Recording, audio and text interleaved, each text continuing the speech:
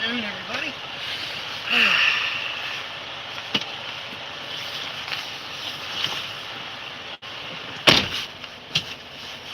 Let's see if I can get this. There we go. All right. Well, good morning, everybody. I'm getting ready to leave in Massachusetts here to head to Minster. And when I get up there,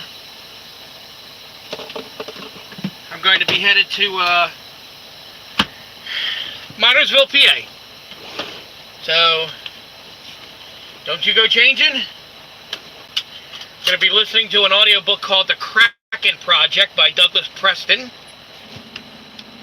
as we head on up the road. So, hopefully there's not going to be too much vibration with this. And if I get a phone call, I guess it'll just pause or something. I have no idea. So, okay.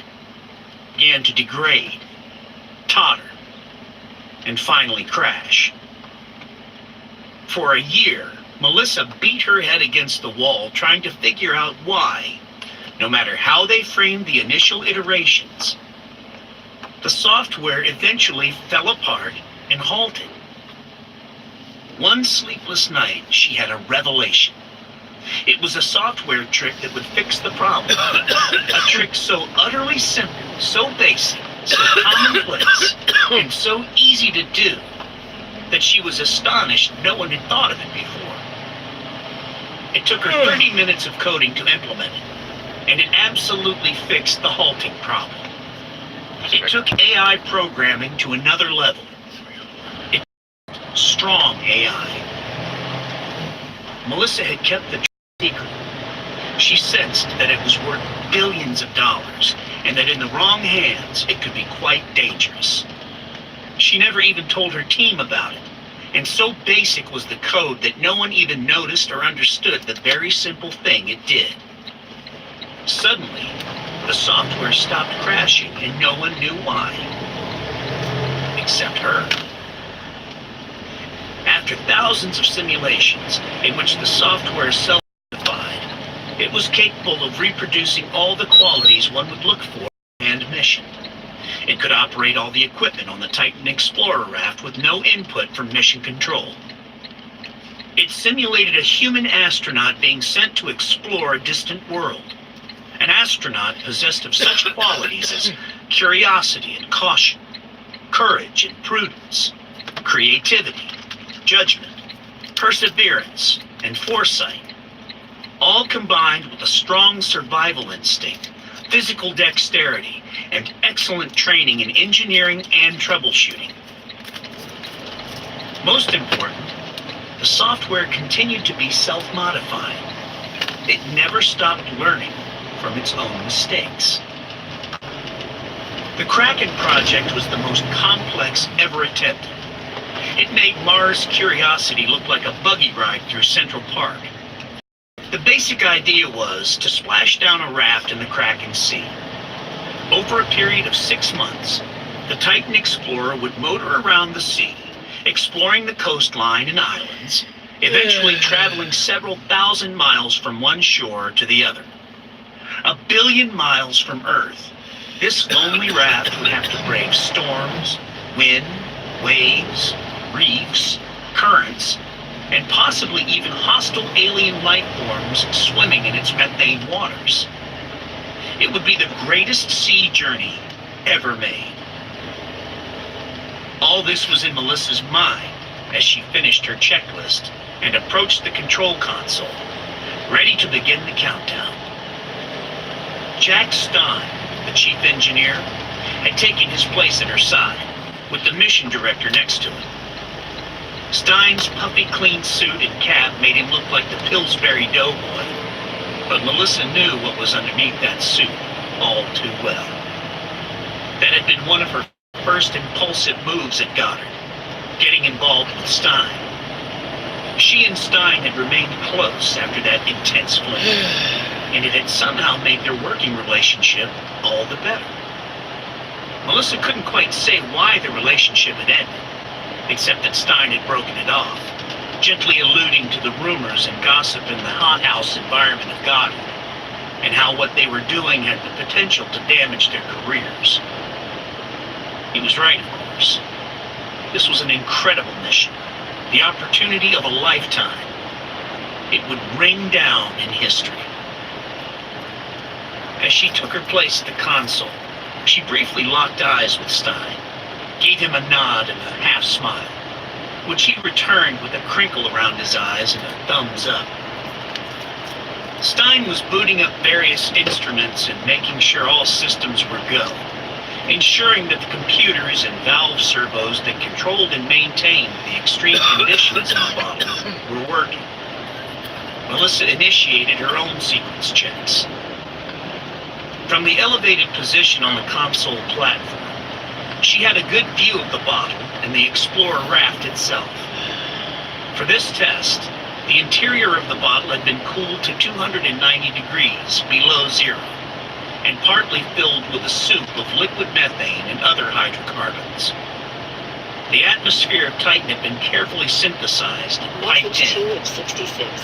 Received today at 8:13 a.m. Pre-planned load assignment mode 5153743 of stop 00 customer code LOW961. Load at F&M2 address 175 Pioneer Depot must be on time for Minster. Okay.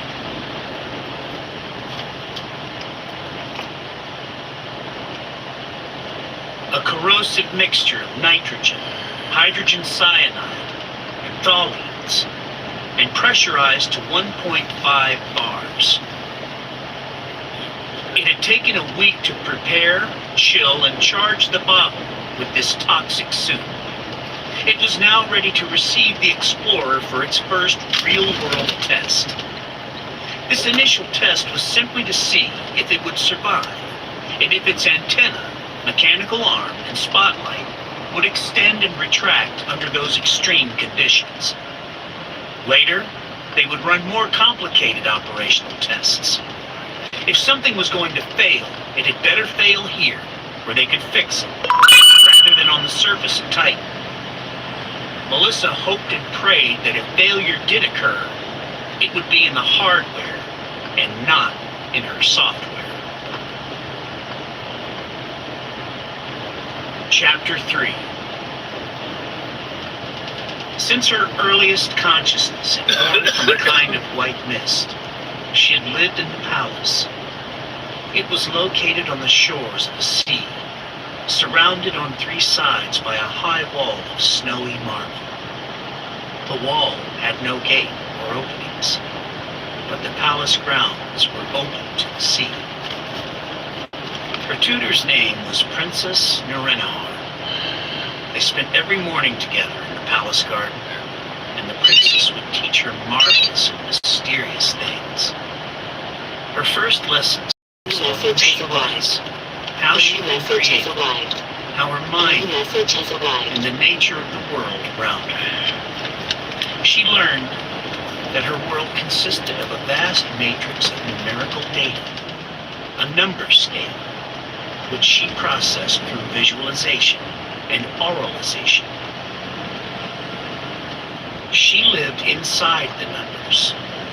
She saw them and heard them. Her mind was itself a complex, ongoing Boolean calculation. Her body, her senses, and her movements were also a numerical simulation. She was constrained to obey physical laws because she could not violate the numerical matrix surrounding her, or chaos would result. The princess taught her about the solar system, the sun, planets, and moons. They spent a long time studying Titan, the most enigmatic of all the moons, which she learned was named after the Titans, the race of gods who once ruled the heavens. The offspring of Gaia, the goddess of Earth, and Uranus, the god of the sky, according to ancient myths. The princess taught her about the stars and galaxies. the Pisces Cetus supercluster complex, the Boötes void, the huge LQG, the Big Bang, and inflation. They studied gravitation and perturbative superstring theory and n-dimensional de Sitter space. During this process, the princess also taught her many practical skills, such as photography, analytic geochemistry, navigation, mechanical engineering, and exometeorology. She knew she was being trained for a great mission, but what exactly that mission was and what would be required of her remained a secret that would be revealed to her at the right moment. Then came what the princess called the humanities. I am currently on... These were the... Turn this down a little bit. I am... Using. Right now I am currently on 495 in Massachusetts, or 95 rather, heading up to 495, going to Minster, Mass. And pick up there, and then I'll be going to... There's a 44B, okay. Then I'll be headed from Minster over to Minersville, PA, drop off my load, and then I'll be going home after that. I'm almost positive about that point. So, that's it. Art and literature, created by human beings for their own pleasure and edification. Understanding them was the most difficult of all. She listened to the princess's favorite music, including Beethoven's late string quartets and Bill Evans, trying to make sense of it. But music, as mathematically complex as it was, didn't give her pleasure the way it did the princess. This was a source of frustration. Reading books proved almost impossible. She started with Winnie the Pooh and Goodnight Moon, which were puzzling enough, and then moved on to the novels of Anne Rice and Isaac Asimov, Vonnegut, Shakespeare, Homer, and Joyce. Even as she read countless numbers of books, she wasn't sure she had understood a single one. She just didn't get it, as the princess would say. Despite these difficulties, her life was good. While she studied in the garden of the princess, Nubians in capes and turbans carried them sherbets in the heat of the day, and petit fours and wine in the evening. Eunuchs perfumed and turned down her sheets at night, and brought her cakes and Turkish coffee in the morning. Sometimes in the evening, when her lessons were done, she would go down to the granite quays with her dog, Lycan, at her side, and watch the ships come and go, their purple sails billowing. They unloaded their wares on the stone quays, sacks of spices and rolls of silks, chests of gold and caskets of sapphires, loaves of sugar and amphorae brimming with wine, olive oil.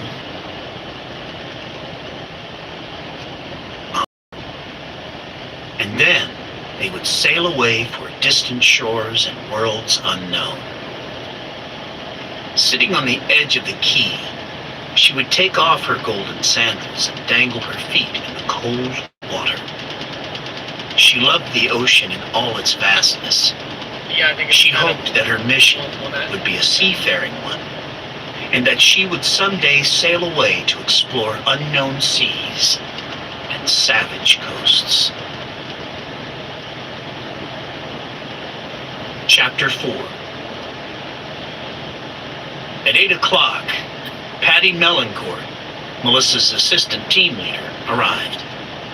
Melancourt had been irritable and depressed lately, and Melissa hoped that a successful test of the Titan Explorer would inject some fresh enthusiasm for the mission into her. Melancourt climbed up to the console platform and sat down at her workstation area without making eye contact or greeting anyone.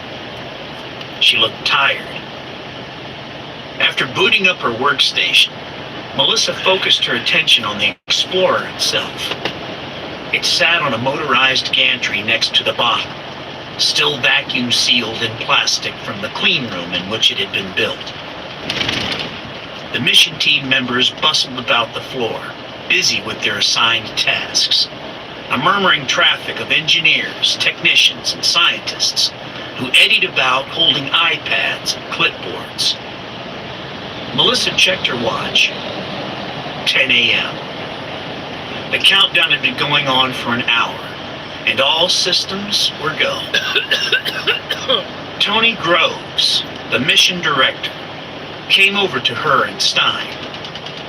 Groves was a wry, lanky man with a hank of black hair coming out from under his cap. "Shall we unwrap the package?" "Let's do it," said Stein. They all descended from the control platform and climbed onto the gantry between the Explorer raft. Groves produced a box cutter-like tool and handed it to her. "You do the honors. Cut the ribbon, so to speak." Melissa took it and leaned over the raft. The seals to be cut were printed in red and numbered. She cut the first seal of the encasing plastic wrap, and then the next, and the next, while Groves removed each plastic sheet and cast it to the floor. Soon the raft stood revealed in all its glory. It was, she had to admit, a disappointing sight. Most space probes and rovers were visually striking, made of gleaming foil, shiny metal, and complicated arms and levers and bundles of wires. A Titan Explorer, on the other hand, looked like a big gray cookie, 4 feet in diameter, with heavy bumpers. Because of the violent and corrosive environment it would have to go into, it had no projecting parts or exposed metal, and was thoroughly sealed. 3 hatches on its upper surface hid a retractable communications antenna, a spotlight, and a mechanical arm. The arm carried the science packages, cameras, drill, and sampling pipette.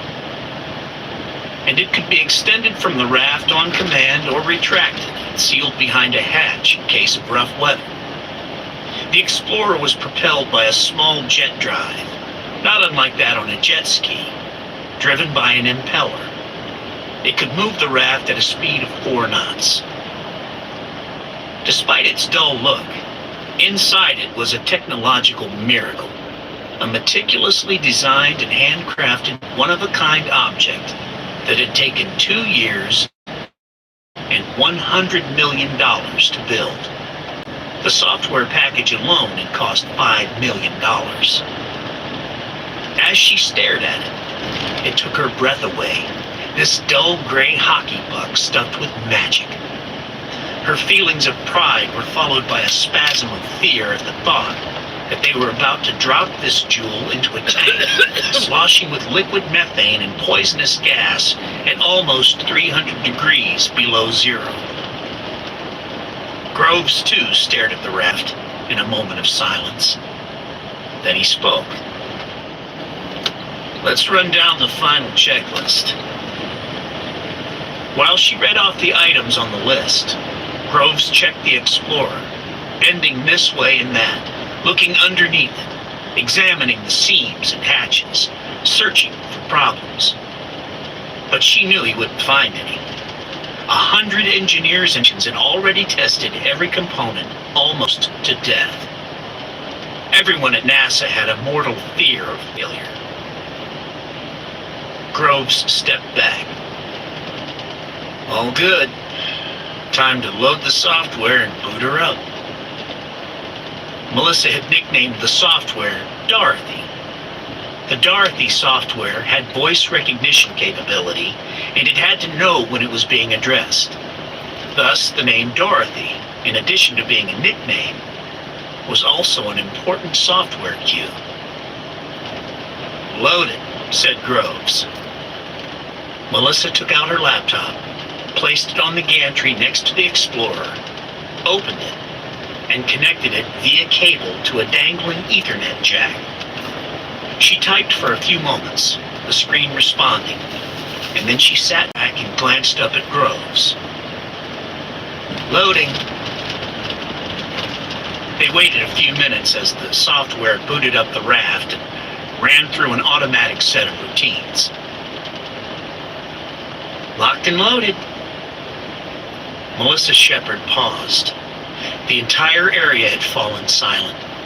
All those not directly engaged in some task had gathered to watch. This was an important moment.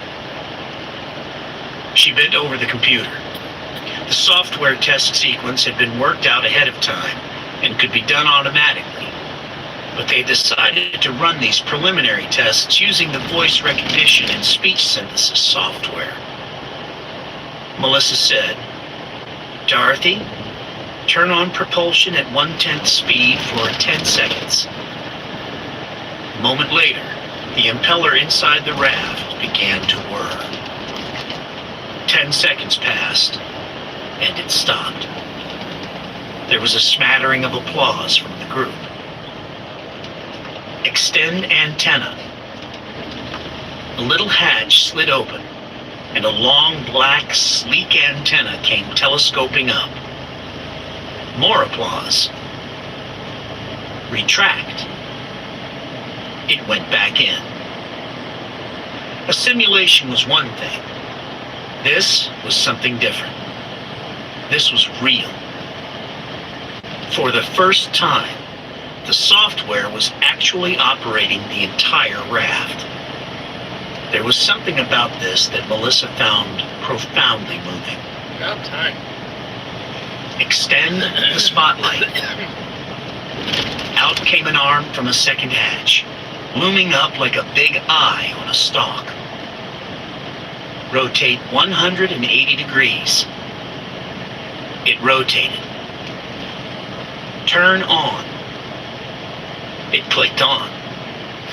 Everyone was silent, breathless.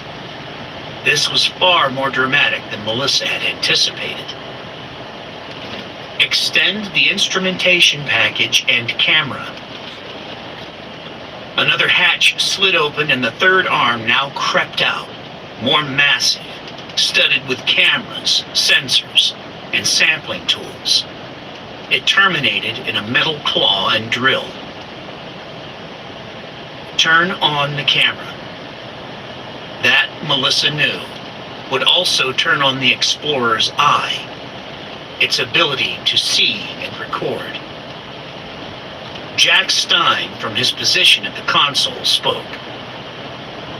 "Camera's operational. Image is clear." Now Shepard had to smile. She had a little test of the AI portion of the program she had dreamed up. "Dorothy," she said, "I have a little challenge for you." The room fell silent. "Say hello by name to each person standing in the circle around you." This was not going to be easy. Each of them was swathed in a hair covering and face mask.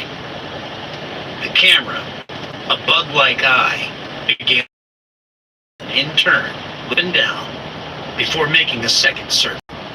"Hello, Tony," came a girlish voice out of the laptop speaker, the camera staring at Groves. "It has a lovely voice," Groves said. "Not your usual nasal computer whine." "I thought we'd give Dorothy a little class," said Melissa. The Explorer camera went around and greeted each person by name. It finally ended up back at Melissa. It stared at her for a while, and Melissa began to feel uncomfortable. Surely it would know her better than anyone. "Do I know you?" Dorothy asked. Oh. This was embarrassing. Oh. "I hope so." Nothing. Then the voice said,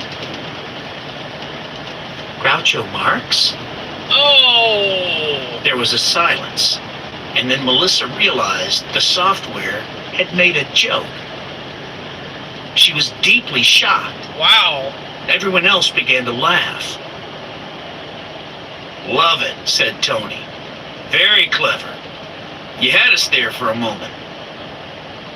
Melissa Shepard did not say that the joke was unprogrammed. Oh! Chapter 5. It took 4 more hours to prepare the Explorer to be dropped into the liquid methane sea.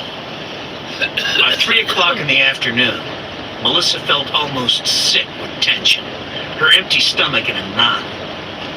The Explorer had been sealed inside the bottle's airlock. Technicians had evacuated the air in the lockdown to a vacuum, then cooled the Explorer down to 290 degrees below zero. When it had finally come to equilibrium at the lower temperature, they had slowly introduced the dense atmosphere of Titan into the airlock. The Explorer continued to work perfectly. The time had arrived to open the inner seal of the airlock and place the raft in the artificial sea. Inside the bottle, a mechanical arm would pluck the raft from the airlock gantry, swing it out over the pool of liquid